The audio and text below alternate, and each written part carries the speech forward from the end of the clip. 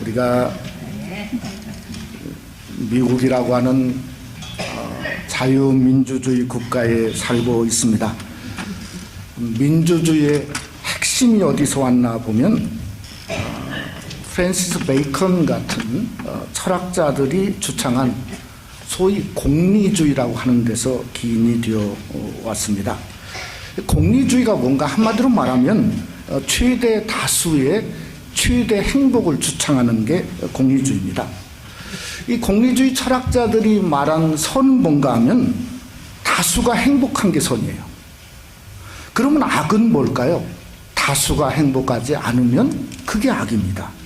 그러니까 세상에 기독교의 선과 악과는 전혀 다른 거죠. 근데 제가 요즘처럼 최대 다수의 최대 행복이라고 하는 이 공리주의가 이렇게 거부감을 가져본 적이 없습니다.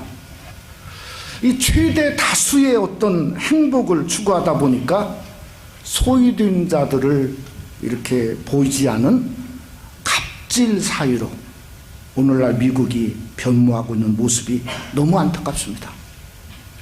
또 조국을 보니까 촛불 집회가 100만이 모였는데 두 가지예요. 하라 하지 마라. 명분을 위한 싸움인데 그게 뭔가 하면 누가 숫자가 많은가 하는 갑질의 싸움밖에 없어 보인다고 하는 겁니다. 여러분 1973년 5월을 여러분이 기억하시는지 모르겠습니다. 우리 한국의 여의도 광장에서 빌리그레암 전도대회 크루세이가 열렸습니다. 100만 명이 모였습니다. 그때는 그렇지 않았습니다. 가난한 민중들만 모였어요.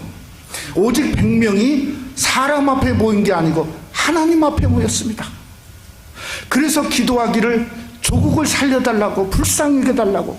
그 결과 하나님을 향한 믿음과 열정이 타오르게 되었고 신앙이 활화산처럼 타올랐어요. 교회가 부흥했습니다. 우리 조국 대한민국이 경제 대국을 이루는 도화선이 그때 일어나게 된 겁니다. 그런데 44년이 지난 지금은 우리 민족이요 길이 보이지 않습니다. 우리 예수님이 그러지 않았습니까? 요한복음 14장 6절에 우리가 너무나 잘 아는 말씀, 예수께서 이르시되 내가 곧 길이요 진리요 생명이니 나로 말미암아 자고는 아버지께로 올 자가 없느니라. 방법은 44년 전으로 돌아가야 돼요. 그 100만 명이 돌아가야 돼요. 길이고 진리고 생명이신 예수 그리스도 한 분밖에 없음을 우리가 알고 우리도 깨달고 그 길로 돌아가는 길밖에 없다는 겁니다. 제가 왜 이런 얘기를 하냐면 오늘 사사기 21장에 12지파가 무려 그저 한쪽에는 40만 명이나 모였어요. 그러니까 40만 명이 최대 행복을 찾으려고 하다가 사사기 마지막 장에 와서 보니까 그 결과가 베냐민 지파가 일그러졌다고요. 망가졌어요. 전부 죽였습니다. 작년 600명만 남았어요. 그러니까 2절에 보니까 저녁같이 하나님 앞에서 통곡하며 울었습니다. 그런데 하나님이 아무 얘기를 안 하셨어요. 그러니까 또 해결책을 찾았습니다. 10절에 보니까 그저 전쟁에 참여하지 않은 사람이 길르앗 야베스 사람들인데 저 사람들을 죽여야 되겠구나. 그래서 1만 2천 명의 군대를 또 모집했어요. 그래서 길르앗 야베스 사람을 죽이고 처녀 400명을 베냐민 지파의 아내로 주었다고 성경은 기록했습니다. 그래 모자란 200명을 채우려고 춤추는 여인들이 실로에서 춤을 추는데 거기서부터 보쌈이 나오는 것 같아요. 보쌈해가지고 아내로 삼게 한 것이 사사기의 마지막이었다는 거죠. 아니 수십만 명이 민주주의처럼 공리주의처럼 최대 행복을 추구한 그들의 짜낸 지혜가 뭐였어요? 한 지파로 없앤 거죠. 아니 600명 신부를 구하는데 아니 정말 400명 신부를 구하려고 그저 길르앗 야베스 사람들을 그렇게 1만 2천 명 군대를 동원해서 죽여야 한단 말인가? 에? 딸을 안 주면 저주받는다고 하는데 결국에는 오늘 성경에 보니까 자기 딸을 주고 말았어요. 아니 무슨 성경책이 이렇습니까? 사사기 21장에 와서 보니까 아멘을 좀 한번 저와 여러분이 하고 싶은데 한 곳도 아멘할 장소가 없어요. 무슨 말이죠?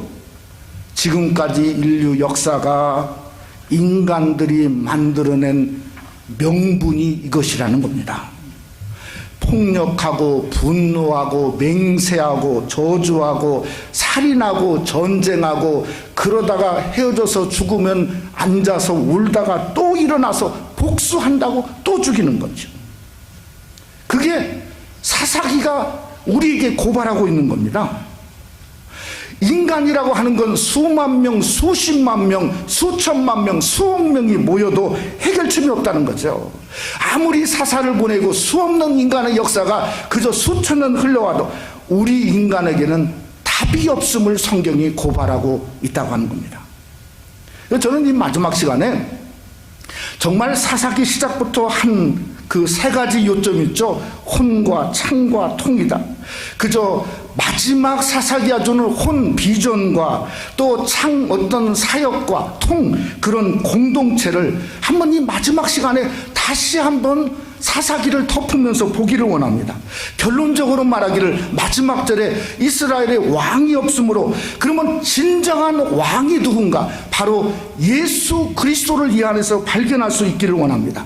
예수 그리스도가 저와 여러분의 왕이기에 사사기 끝에도 정말 혼과 창과 통을 통해서 예수님이 저와 여러분 우리의 비전이고 예수님이 우리의 삶 속에 역사하는 사사와 같은 능력의 하나님이고 예수님이 우리의 공동체 속에 역사하는 그리스도만 드러나는 귀한 역사가 사사기 마지막을 덮으면서 우리에게 마지막으로 부어주시는 하나님의 큰 은혜가 함께 하시기를 주님의 이름으로 축원합니다. 첫째로 이 사사기는 우리 그 인간 중심의 어떤 역사를 말하고 있습니다. 얼마 전에 캐톨릭 교황이 미사를 이렇게 집전하는 도중에 이런 말을 했다고 그래요. 무슨 말을 했냐면 위선적인 신자가 무신론자보다 더 낫다. 저는 좀 실수했구나 좀 이렇게 생각을 했습니다. 그저 교황도 실수하는구나. 그래서 내용을 좀 더 자세히 한번 봤습니다.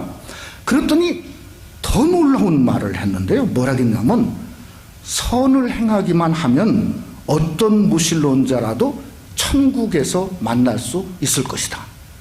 어떻게 생각하세요? 인간의 행위가 행위로 천국 간다는 얘기잖아요. 이게 자기중심적 생각이지 하나님 말씀이 아닙니다. 성경 기적이 아니죠. 구원은 뭐죠? 행위가 아니라 믿음인 줄 믿으시기를 주님의 이름으로 축원합니다. 하나님의 은혜죠. 하나님의 은혜. 여러분 믿음마저도 에베소 2장 8절에 보니까 너희는 그 은혜에 의하여 믿음으로 말미암아 구원을 받았으니 이것이 너희에게서 난 것이 아니요 뭐라고요? 하나님의 선물이야. The gift of God예요. 하나님의 선물이에요. 어떻게 하나님의 선물, 하나님의 은혜하고 인간의 행위를 비교할 수 있는가? 비교할 수 없어요. 어디서 보면 알 수 있죠? 오늘 본문에서 보면 압니다. 몇십만 명이 모여서 착한 일을 하겠다고 모여가지고 한 지파를 다 죽였어요. 그리고 또 바르게 한다고 모여서 또 죽였어요. 그런데 하나님의 은혜는 어떤가? 하나님의 은혜는 지금까지 변하지 않는 거죠. 로마서 5장에 보니까 죄가 더한 곳에 하나님의 은혜가 넘쳤다. 그러니까 인간의 어떤 행위도 하나님의 은혜를 우리가 말할 수 없다는 거죠. 하나님의 은혜가 훨씬 넘친다는 거죠. 여러분 하나님의 은혜가 얼마나 넘치는가를 우리가 성경적으로 보면 베냐민 지파가 600명만 남았어요. 그런데 이스라엘 초대 왕인 사울 왕은 어디서 나왔죠? 베냐민 지파에서 나왔단 말이에요. 아니 이것처럼 하나님의 은혜가 넘치는 게 어디가 있습니까? 여러분 길르앗 야베스 사람들이 1만 2천 명에 도륙당하고 그저 400명 처녀를 빼앗겼습니다. 그런데 사울이 왕이 되자마자 어떤 일이 일어나냐면 사무엘상 11장에 보니까 그저 암몬 사람 나하스가 쳐들어왔습니다. 어디를 쳐들어왔냐? 똑같은 지역 길르앗 야베스를 쳐들어왔습니다. 그래서 하는 말이 나하스가 오른쪽 눈을 전부 빼야 살려주겠다. 그러니까 길르앗 야베스 사람들이 전부 애꾸눈이 되게 생겼어요. 살으려면, 그러니까 뭐 울면서 누구를 찾아오냐면 야베스 장로들이 사울 왕을 찾아옵니다. 왜 사울 왕을 찾아올까요? 사울이 왕이 되었으니까 찾아올까요? 천만의 말씀이에요. 성경을 보면 사울이 소를 몰고 밭을 갈고 있었어요. 왕인데 누구도 인정하지 않았다고요. 찾아온 이유가 그게 아닙니다. 뭐 때문에 찾아왔냐면 자기 딸들이 어디로 시집갔죠? 베냐민 지파로 시집갔잖아요. 그러니까 우리가 생각할 때 사울 왕의 모친은 어디죠? 길르앗 야베스 출신 것이 분명해요. 그래서 성경 보니까 길르앗 야베스의 말 사투리로 사울에게 말했다고 성경은 말씀하고 있단 말이에요. 그래서 사울이 암몬을 못 지르고 정말 왕된 왕이 되지 않습니까? 무엇을 말하죠? 하나님은 우리 인간의 슬픔과 아픔을 뛰어넘어서 우리에게 은혜를 베푸시기를 기뻐하시는 하나님이고, 오히려 고통을 넘어서 우리에게 축복하기를 기뻐하시는 하나님이라고 하는 것을 우리에게 말씀하고 있는 거죠. 그래서 여러분이 한 주간을 살면서 때로는 실패하고 뒤집고 힘들었다 할지라도 이 자리에 너무 잘 나오신 거예요. 왜? 하나님의 은혜를 사모하기 때문에 그렇습니다. 하나님의 그 은혜가 여러분에게 축복으로 넘치게 하시고 하나님의 놀라운 은혜의 장중에 붙들게 하신다는 것을 우리는 믿어야 하는 거예요. 그래서 손양원 목사님이 새로운 우리 찬송가 541장에 이런 찬송시를 썼어요. 꽃이 피는 봄날에만 주의 사랑 있음인가? 열매 맺는 가을에만 주의 은혜 있음인가? 땀을 쏟는 여름에도 주의 사랑 여전하며 추운 겨울 줄일 때도 주의 위로 변함없네. 누구라고요? 손양원 목사님이. 추운 겨울 줄일 때도 그 감방 속에서 죽음을 앞두고서 주의 위로 변함없네 라고 찬송시를 썼다는 거죠. 인간의 어떤 실수가 하나님의 사랑을 넘지 못해요. 인간의 어떤 행위가 하나님의 자비를 깨뜨릴 수 없어요. 오히려 하나님의 자비가 연약한 곳에 더하는 놀라운 사실을 믿으셔야 한다는 거죠. 그런데 세상에는 답이 있는가? 답이 없어요. 답은요, 사사기가 말하잖아요. 죽음밖에 없어요. 그런데 사사기 끝까지 성경에서 말하고 있는 건 뭔가? 자기중심의 삶이에요. 자기중심적이에요. 사사기 21장에도 그저 남은 지파들이 스스로 뭐라고 자기들이 맹세했냐면 13절에 딸을 주는 자는 저주를 받을지어다. 아니, 하나님이 딸을 준다고 저주하는 하나님이에요? 하나님이 딸을 주면 저주한다고 말씀하는 적이 하나도 없단 말이에요. 자기 스스로 신앙도 최면 걸어. 내가 이러다가 죽을 거야. 내가 이러다가 안 될 거야. 나는 하나님이 싫어할 거야. 천만의 말씀이에요. 하나님이 왜 여러분을 싫어하십니까? 두려워하지 마세요. 실상이 뭔가? 만약에 그때 그들이 베냐민에게 딸을 주었다고 한다면 사울이 왕이 되면 왕의 딸이 되었으니까 결국에는 초대 왕의 황족이 될 위대한 가문이 될 수 있는데 그걸 놓쳤지 않습니까? 여러분, 오늘날도 정말 많은 신앙인들이 자기중심적 사고와 그런 상태에서 스스로 자기를 묶어놓아요. 못 벗어나는 것처럼 묶어놓아요. 고질이에요. 고질. 디프레션이에요. 여러분, 사사기가 말한 건 끊을 수 없다는 거죠. 아무리 사사를 보내도 끊을 수 없고 마지막까지 정말 자기 스스로를 중심적에서 끊을 수 없다는 겁니다. 그런데 성경은 고린도후서 3장 17절에 우리에게 이렇게 말씀하고 있습니다. 주는 영이시니 주의 영이 계신 곳에는 자유가 있느니라. 믿습니까? 주의 영이 계신 곳에는 there is freedom, 자유가 있다는 거예요. 네? 그러니까 사사기에서 정말 비전, 혼이 있다고 한다면 성령이죠. 성령이 있는 곳에는 자유가 있으니까요. 성령이 부어지지 않는 곳에는 뭔가 그건 가난이요, 자기만 있어요. 죽음만 있어요. 그러니 울죠. 웃을 수가 없습니다. 여러분은 웃으시기를 주님의 이름으로 축원합니다. 왜 그런가? 성령이 있잖아요. 성령이 우리에게 자유함을 주잖아요. 사망 권세를 깨뜨렸잖아요. 하늘의 기쁨이 있잖아요. 여러분, 로마서 5장 5절에 보니까 새 번역은 이렇게 번역했어요. 이 희망은 우리를 실망시키지 않습니다. 하나님께서 우리에게 주신 성령을 통하여 그의 사랑을 우리의 마음속에 부어주셨기 때문입니다. 그래서 성령이 비전이고 혼인 줄만 알았는데 성령을 통하여 하나님의 사랑을 우리 마음속에 부어주셨어요. 뭐처럼 일하죠? 사사처럼 일합니다. 그러니까 이것은 일하시는 창이에요. 능력이에요. 나는 뭔가 성령이 내 안에 역사하는 성령의 사람이에요. 그러니까 우리는 성령으로 하나 된 사람이에요. 그러니까 우리는 통이란 말이에요. 그러니까 성령으로 통해서 혼이 있고 창이 있고 통이 있는 역사가 우리 속에 있다는 겁니다. 저는 그것이 뭔가 예배를 통해서 확인한다고 생각합니다. 예배는 하나님이 우리에게 주신 자유가 있고 비전이 있고 성령을 통해서 우리에게 주시는 그 놀라운 은혜가 있고 하나님의 사랑을 이곳에서 맛보기에 그 예배를 통해서 하나님의 능력을 경험하고 하나님의 기쁨을 경험하고 인생의 답이 하나님께 예배하는 것에 있다고 하는 놀라운 사실이에요. 그러니 우리가 예배를 통해서 주님의 임재를 경험하는 통이 되고 주님이 우리에게 사랑을 부으시는 창이 되고 주님이 우리에게 성령으로 함께 하시는 진정한 통의 역사가 우리 삶 속에 일어나는 것이 예배를 통한 성도의 모습이라고 하는 거예요. 사사기의 백성은 그것에 실패했어요. 성령과 하나 되는 진정한 통로가 되지 못했습니다. 아니요, 우리는 통로가 되어야 돼요. 성령에 붙들리고 성령에 붙잡힌 사람이 되고 성령과 함께하는 성도가 되고 성령의 역사가 부어지는 진정한 통로 교회가 새생명 한인교회가 되시기를 주님의 이름으로 축원합니다. 그래서 우리의 모습이 정말 성령과 함께 될 때 우리의 영혼이 아름다워지고 가정이 새로워지고 하나님의 교회가 축복이 부어지는 통로, 주님의 영광이 나타나는 통로, 하나님의 말씀이 살아서 나를 움직이는 통로, 하나님의 사랑이 부어지는 사랑의 통로, 하나님이 성령을 통해 사용되는 진정한 통의 놀라운 통로가 되는 귀한 역사가 새생명 한인교회를 섬기는 여러분 속에 함께 하시기를 주님의 이름으로 축원합니다.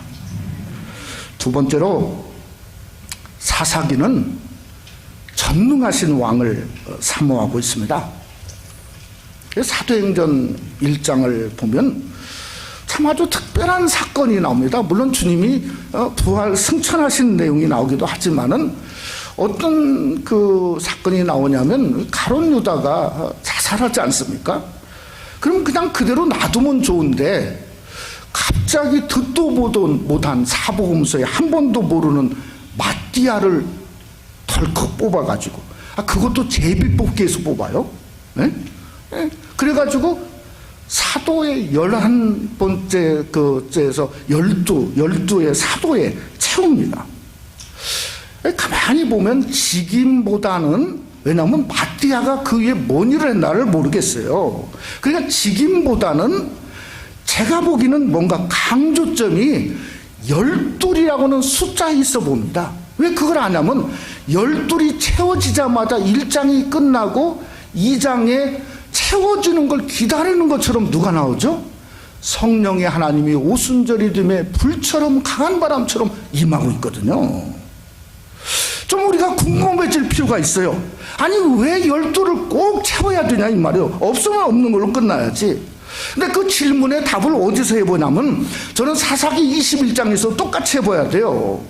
아니 600명만 남고 자기들이 다 죽였는데, 아니 이렇게 신부 구하기까지 소동을 벌여서 12,000명 군사를 동원해서 400명을 한쪽에서 끌어오고 또 춤추는 자를 보쌈까지 해가지고 와서, 아니 도대체 이게 정말 무슨 일을 하고 있는 걸까요? 그러면서 마지막 사사기 21장은 그 일을 꼭 해야 되는 당위성을 한 장 전체에 기록하고 있어요. 네? 이게 왜 그런가? 12이라고 하는 숫자를 이스라엘 지파에서 채울 필요성이 있었다는 거죠. 여러분, 12의 숫자의 의미는 완전하다는 의미를 갖고 있어요. 충만하다, 전체, 이런 뜻이 있어요. 그러니까 오순절에 임하는 성령은 완전한 하나님의 영이십니다. 또 우리에게 충만히 역사하죠. 또 12는 전체를 뜻하니까 온 우주에 성령이 강림하신 게 오순절의 성령 강림이에요. 근데 더 중요한 건 뭔가 하면 12의 수는 왕의 숫자입니다. 왕이 거느린 지파의 수가 12지파예요. 그러니까 요한계시록에 12지파, 그저 요한계시록 14만 4천도 12지파의 그 수지 않습니까? 요한계시록에 하나님의 나라인데, 하나님의 나라는 쉽게 말하면 왕의 나라입니다. 근데 왕의 나라가 요한계시록 21장에 보니까 들어가는 문도 12문이고, 거기에 있는 천사도 12천사고, 거기 있는 기초석인데 그 기초석도 12기초석이고, 또 사도도 12사도고, 22장 맨 마지막에 보니까 생명나무 실과도 무슨 실과죠? 12가지의 열매를 맺은 실과란 거죠. 왜 그런가? 하나님이 왕이시니까 그렇죠. 하나님은 12를 거느리신 왕이란 말이에요. 그러니까 사사기 끝이 이것입니다. 이렇게 완전히 말도 안 되는 것을 아멘 할 말이 하나도 없는데 왜 뒤죽박죽하면서도 그렇게도 베냐민 지파를 살려내가지고 마치 사도행전에 마띠아를 채우는 것처럼 12를 채우려고 몸부림치고 있는 이유를 우리가 아셔야 된다는 거죠. 그 이유가 뭔가? 우리는 왕을 사모하고 있다고 하는 몸부림이에요. 왕을 사모하고 있어요. 왕밖에는 해결점이 없다고 몸부림을 치고 있는 거예요, 마지막 장에. 그러니까 마지막 절도 한탄절이 아닙니다. 이것을 바꿔야 돼요. 어떻게 바꿔야 되냐면 25절에 왕만 우리에게 있다면 우리는 이렇게 살인 안 할 수 있었다 이거예요. 왕만 있다면 우리는 이런 죄를 안 지을 수 있고, 왕만 있다고 한다면 우리가 왕 앞에 무릎 꿇을 수 있다고 하는 것을 의미적으로 우리에게 말씀하고 있는 것이 마지막 절이에요. 그래서 그 고백을 하고 있는 겁니다. 여러분, 성경에 보면 사무엘상에서 왕을 찾았습니까? 못 찾았습니까? 찾았죠. 누구를 찾았죠? 사울 왕을 찾았습니다.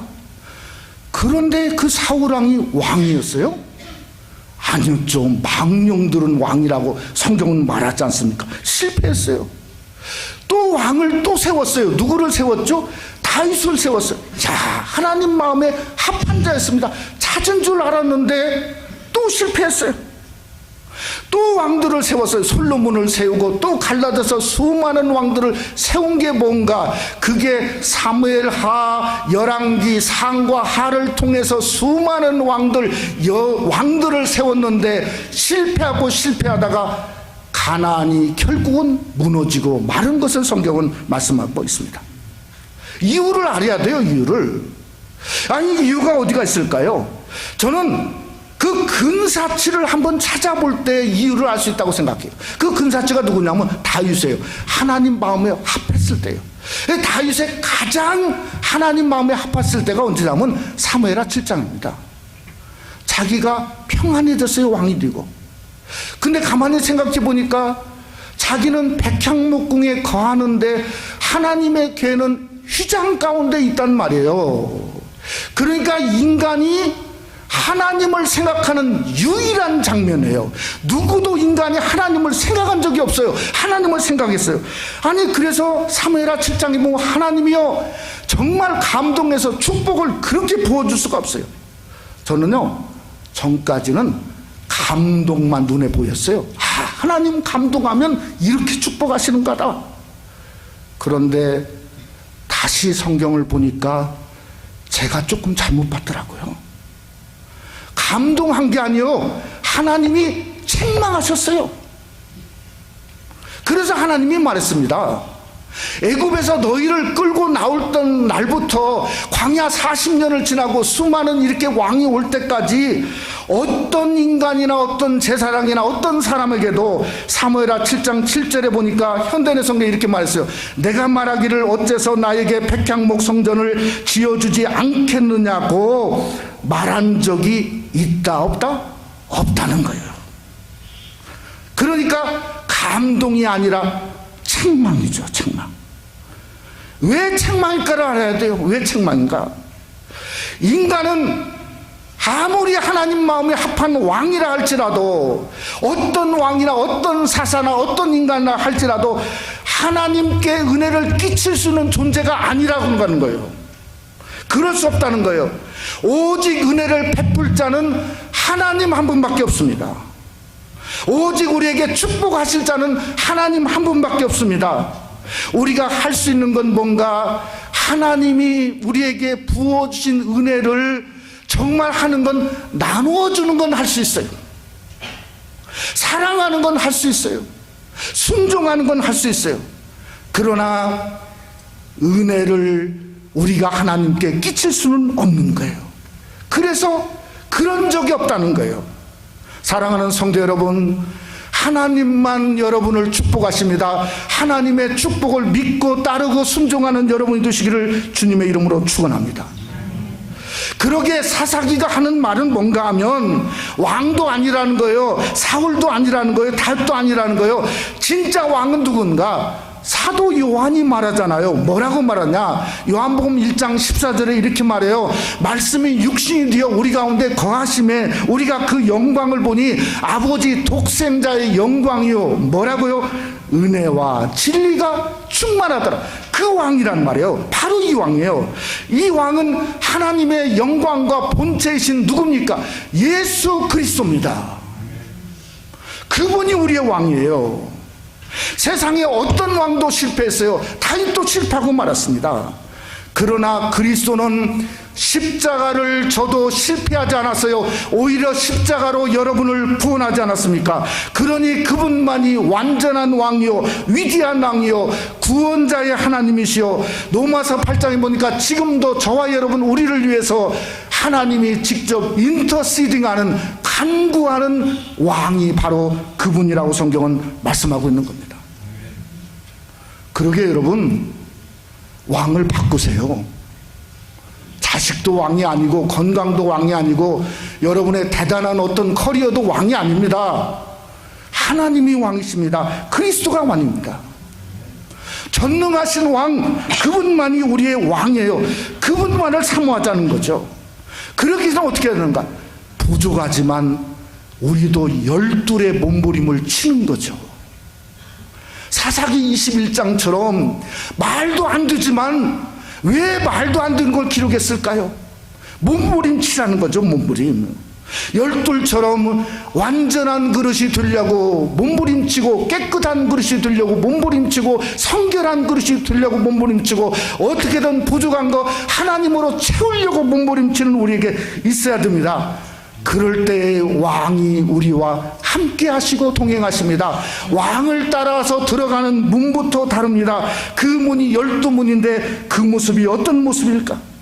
요한계시록 21장 22절은 이렇게 말하죠. 우리 한번 다 같이 한번 그 모습, 요한계시록 21장 21절 말씀 한번 다 같이 한번 읽어볼까요? 그 12문은 12진주니 각 문마다 한 개의 진주로 되어 있고 성의 길은 맑은 유리 같은 청금이로다. 전혀 다르죠. 들어가는 문이 12진주인데 그 문이 얼마나 진주가 크면 그것은 한 개의 진주로 각 문마다 되어 있고, 걸어가는 것은 맑은 유리 같은 청금길을 걸어갈 뿐만 아니라 12천사가 호위하고 12가지 보화가 가득하고 12가지 열매를 먹는 길이 우리에게 예비되었다는 거죠. 그러니 12를 몸부림쳐야 되는 거죠. 사사기 27장처럼 몸부림쳐야 돼요. 하나님 안에서 몸부림치면 제대로 몸부림치는 겁니다. 말씀을 마치고자 합니다. 사사기 1장을 시작하면서 제가 사사기는 혼과 창과 통의 모습으로 보기를 원했습니다. 사사기 1장에 보니까 다시 한번 돌아가 보면 그들의 혼 비전은 뭐였냐? 가나안이 비전이었어요.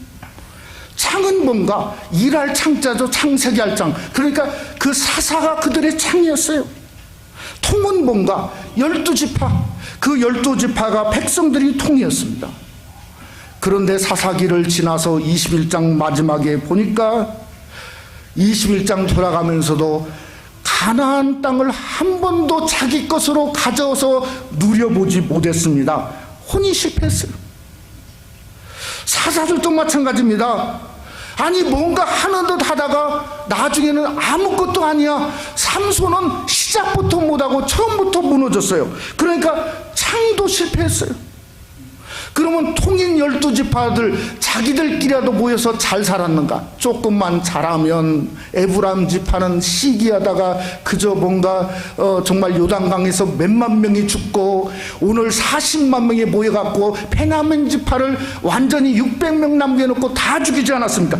그러니 뭐죠? 결국은 통인 이스라엘 12지파도 스스로 무너지게 되었다는 거죠. 그래서 찬송가 456장은 이렇게 찬송합니다. 거친 세상에서 실패하거든 그 손 못자국 만져라. 곧은 일 하다가 힘을 얻으리 그 손 못자국 만져라. 그 손 못자국 만져라. 그 손 못자국 만져라. 주가 널 지키며 인도하시리 그 손 못자국 만져라. 여러분, 사사기처럼 홍과 창과 통이 땅에서, 우리가 땅에 살고 있기 때문에 땅에서 찾으려고 한다면 그 손 못자국 만지는 겁니다. 십자가죠. 우리에게 땅에서 준 십자가예요. 네? 그 십자가가 오늘 하늘의 문을 여는 도구가 되는 거죠. 그 십자가가 하나님의 능력인 사사보다 더한 하나님의 능력인 창이 되는 거죠. 그 십자가를 지고 가니까 하나님과 연합하고 하나 되는 십자가의 사람들, 십자가의 공동체, 십자가의 하나님의 지는 하나님의 제자가 되는 진정한 통이 우리 삶 속에 일어나는 거죠. 이것이 사사기를 끝에서 우리에게 주는 하나님의 열망이고 소망이라는 겁니다. 십자가죠, 십자가. 사랑하는 성도 여러분, 다시 십자가 앞에 늘 얘기했지만 형식이나 상념적이 아닙니다. 저 십자가가 여러분의 삶 속에 하늘의 문을 열고 하늘의 능력을 경험하고 십자가를 진 진정한 십자가의 혼과 창과 통을 여는 귀한 역사가 여러분 속에 함께 하시기를 주님의 이름으로 축원합니다.